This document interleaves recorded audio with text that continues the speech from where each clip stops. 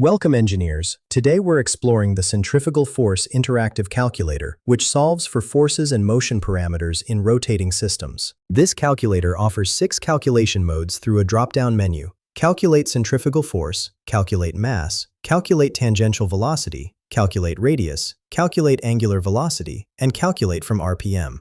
For this demonstration, I've selected Calculate Centrifugal Force. The input fields include mass in kilograms, tangential velocity in meters per second, radius in meters, centrifugal force in newtons, angular velocity in radians per second, and rotational speed in RPM. Let's work through an example. I'll enter a mass of 2.5 kilograms, tangential velocity of 8.5 meters per second, and radius of 1.2 meters.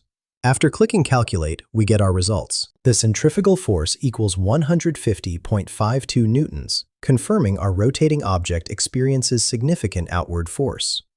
The angular velocity calculates to 7.083 radians per second, while the rotational speed shows 67.64 RPM. The centripetal acceleration reaches 60.21 meters per second squared, and remarkably, the g-force equals 6.14 g, indicating forces over 6 times gravity. This tool streamlines your rotational dynamics calculations. Find the link in the description below.